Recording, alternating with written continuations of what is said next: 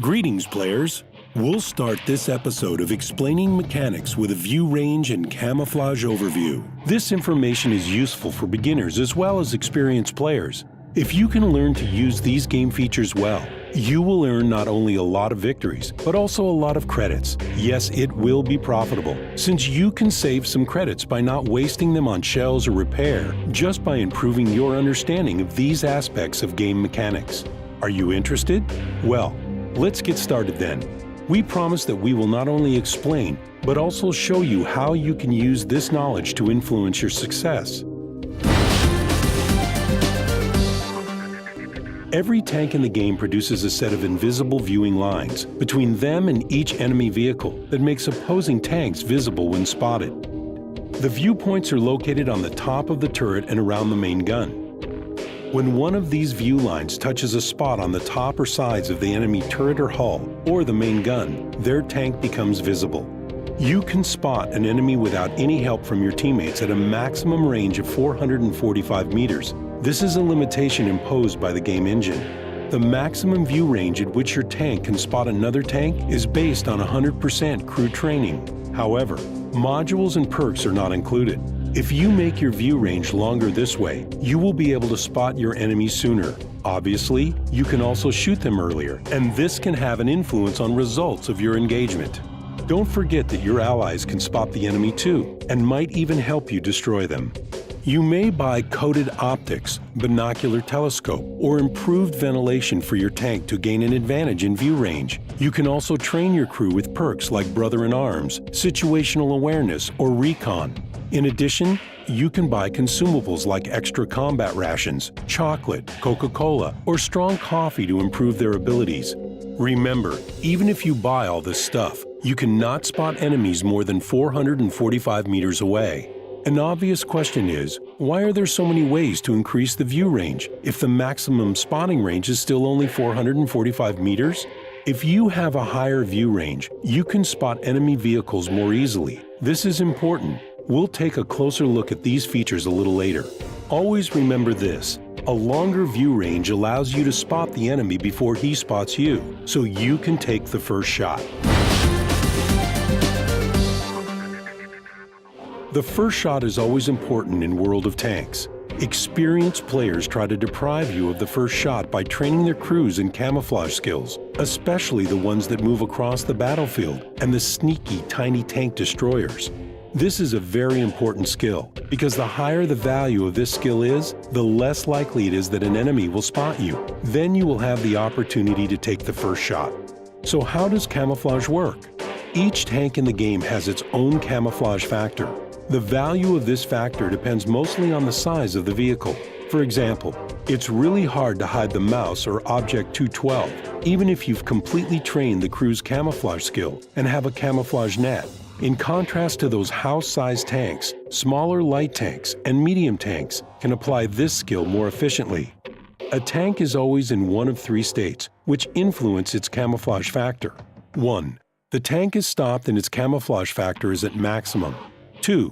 The tank is moving and gets only half of its camouflage factor. This applies to every tank except light tanks, which use their full camouflage factor even when moving. 3. The tank is firing. When you shoot, your tank's camouflage factor drops to almost zero. It's very hard to hide your tank when firing, especially if you've got a large caliber cannon. Guns with a muzzle brake have the lowest camouflage factor, as these direct most of the noise and flash downrange to dampen recoil. Your enemies can't spot you if you hide behind houses, rocks, hills, bushes, or trees. Furthermore, if an enemy spots your tank, you can easily hide from him again by moving behind similar cover. He will lose you within 10 seconds, depending on game calculations and on the skills of your crew. Let's take a closer look at bushes. Bushes give you a huge advantage by providing an opportunity to shoot the enemy before you are spotted. How can you use bushes most effectively? The first rule is, choose the bush from which you can cover the widest area, particularly where the enemy might advance. The second rule is, the bush should completely cover your tank. You can check the effectiveness of your cover by looking at the bush from the direction of the enemy. This way, you can see it using the eyes of your enemy. The third rule is, when you get closer than 15 meters, bushes become transparent and you can spot the enemy easily, so you don't have to drive all the way into the bush to make contact. The fourth rule is, when you fire a shot, all bushes within 15 meters of you temporarily become transparent to the enemy. So, when you decide to shoot, you'd better be farther than 15 meters away from the bush that is between you and your target. You can tell when you have a good position when the bush becomes opaque for you, but you can still see the outline of your enemy. The fifth rule is, the most important skill is sixth sense.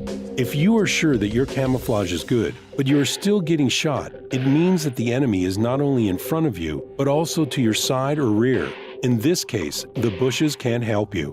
What about trees? They are also a very important factor. Tree branches can provide good camouflage. However, don't forget that the trunk will not hide you from your enemies. If you want to hide your tank, you must stay under the tree's branches. For example, trees are good concealment when your enemies are located on the top of a hill and you are below them. You should always remember that the fallen tree doesn't provide the camouflage. This tree just disappears. All of these factors work only if the enemy is located more than 50 meters away from you. Otherwise, the enemy can use the awesome power of Mr. X-ray to spot your tank, even through walls. We do not recommend that you let them get within 50 meters if you are trying to hide. In this case, you will have to move or take them out. Otherwise, you will be spotted. And now let's go back to the secret we promised to tell you. How you can use your new knowledge to earn credits? The secret is simple. You can earn about 50% credits and experience by just spotting enemies and letting your teammates destroy them. It means that your position behind the good bushes at Malinovka can earn you a great deal of money. As well, you will not have to spend any money on ammunition. This tactic works the same if you use your LTs or MTs carefully, following the terrain to scout the opposing team. The more times you can do it, the more credits you will earn. Unfortunately, a lot of players rush forward with the battle cry, "I will scout them all." Of course, they always go right back to their garage at the beginning of the battle. By the way, although some players don't like artillery, the self-propelled guns can earn a lot of silver for you if you spot them. Since enemies cannot shoot you until they spot your tank, you will spend less on repairs, saving you more credits. And you will also have a better win-loss ratio, because even the less experienced players will make the enemy team weaker by shooting the enemies you have spotted. You probably know already, but if your team wins the battle, you earn a lot more credits and experience than if your team loses the battle. Don't forget that the mechanics and economics of World of Tanks are based not only on bushes and camouflage, so do not always camp behind cover. You can serve your team best by making the right decisions at the right time for the battle you are fighting. We tried not to use too many numbers in this episode because we want you to be curious. More detailed information about the camouflage variables, the view ranges of different tanks, and the other aspects of game mechanics can be found on the forums of World of Tanks. Search for it especially on the Game Discussions and Game Guides and Tutorials forums. That is the end of this episode. In the next episode, we will talk about penetration. What weak spots should you shoot into? How should you park your tank to decrease the angle of impact? And why even the highest tier weapons sometimes can't penetrate the weakest armor? That's all for now. We'll look forward to hearing your opinions about this episode. See you next time.